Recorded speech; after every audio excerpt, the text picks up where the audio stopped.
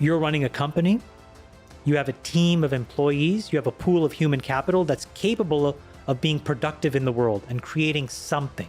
But you are going to make mistakes.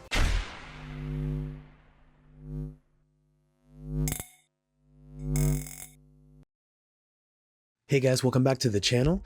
Today we have Chamath on the Fridman podcast talking about the future of finance and his investment strategy that's created the path to success in the current market.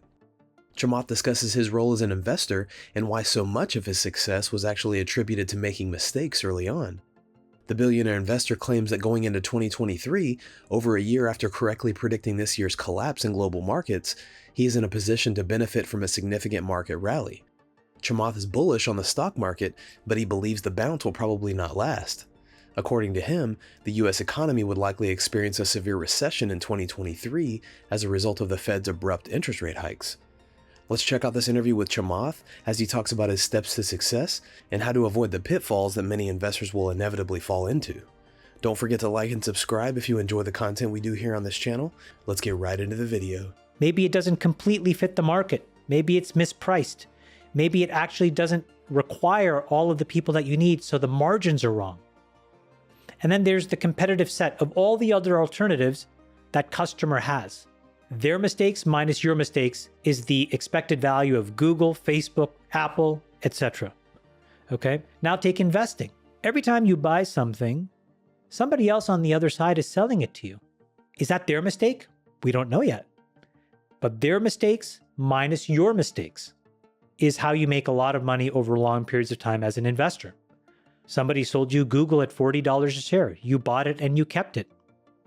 Huge mistake on their part, minimum mistakes on your part. The difference of that is the money that you made. So life can be summarized in many ways in that way. So the question is, what can you do about other people's mistakes? And the answer is nothing. That is somebody else's game. You can try to influence them. You could try to subvert them. Maybe you plant a spy inside of that other person's company to sabotage them. I guess there are things at the edges that you can do. But my firm belief is that life success really boils down to how do you control your mistakes? Now, this is a bit counterintuitive. The way you control your mistakes is by making a lot of mistakes. If your precondition is to start something successful, you've already failed. Because you're playing somebody else's game. What success means is not clear. You're walking into the woods. It's murky, it's dark, it's wet, it's raining. There's all these animals about. There's no comfort there. So you better really like hiking. And there's no short way to shortcut that. So isn't it obvious what success is? Like success is scale. So it's not, what are the... No. I think that there's a very brittle, basic definition of success that's outside in, but it's not. That's not what it is.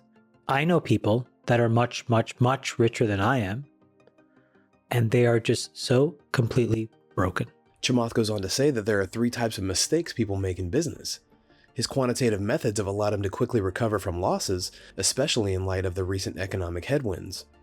Chamath believes we are currently headed for a bigger downturn than most realize, but if you can avoid these mistakes, it will be the difference between success and failure. And I think the really successful people realize that actually no, it's the cycle time of mistakes that gets you to success. Because your error rate will diminish the more mistakes that you make. Mistake is maybe a bad proxy, but it's the best proxy I have for learning. I think mistakes scare people because society likes these very simplified boundaries of who is winning and who is losing. And they want to reward people who make traditional choices and succeed. But the thing is, what's so corrosive about that is that they're actually not even being put in a position to actually make a quote unquote mistake and fail. So I'll give you if you look at like getting into an elite school, right? Society rewards you for being in the Ivy Leagues in a way that, in my opinion, incorrectly, doesn't reward you for being in a non-Ivy League school. There's a certain level of status and presumption of intellect and capability that comes with being there. And so instead it reinforces this idea that there is no truth-seeking function. There is no way to actually make this thing whole. And so it tells you, you have to get in here. And if you don't, your life is over. You've made a huge mistake, or you've failed completely. And so you have to find different unique ways of dismantling this. I'm in a little bit of a quandary right now because I'm trying to redefine my goals. And you're catching me in a moment where I have, even in these last few years of evolution, I think I've made some good progress, but in one very specific way, I'm still very reptilian and I'm trying to let go. Which way is that exactly? If you can, in my business, it really gets reduced to what is your annual rate of compounding? That's my demarcation, and if I had to summarize like an investing challenge or investing, I think really it's, when you first start out investing, you're a momentum person. You saw it in GameStop, just a bunch of people aping each other. And then it goes from momentum to you start to think about cash flows, how much profit is this person going to make, whatever. So that's like the evolution, this is the basic thing to this is a reasonably sophisticated way. Then a much smaller group of people think about it in terms of macro geopolitics.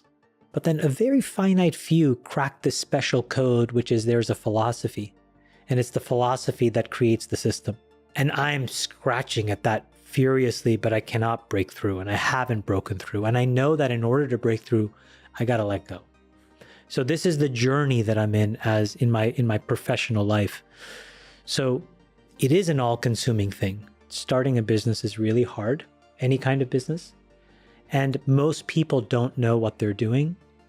And as a result, we make enormous mistakes. But I would summarize this, and this may be a little heterodoxical. I think there are only 3 kinds of mistakes. Because if we go back to what we said before, in the business, it's just learning. You're exploring the dark space to get to the answer faster than other people. And the mistakes that you make are 3, or the 3 kinds of decisions, let's say. You'll hire somebody and they're really, really, really average, but they're a really good person. Oh, yeah. You'll hire somebody and they really weren't candid with who they are, and their real personality and their morality and their ethics only expose them over a long period of time. And then you hire somebody and they're not that good morally, but they're highly performant. Mm-hmm. What do you do with those 3 things? And I think successful companies have figured out how to answer those 3 things, because those are the things that, in my opinion, determine success and failure. After establishing social capital in 2011 and making investments in businesses that other venture capitalists ignored, like health, finance, and education, his company has since grown to make investments in some of the top tech firms, including Tesla and Amazon, and has developed platforms that offer an alternative growth path for businesses to go public. His firm also makes both public and private investments with a focus on cryptocurrencies and decentralized finance. Because social capital operates without the limitations of traditional fund structures, this approach allows them to double down on their convictions and give founders the runway and resources they need to succeed. What do you guys think about Chamath's financial journey so far and the opportunities his companies have provided? Let us know in the comments below. Thanks so much for watching.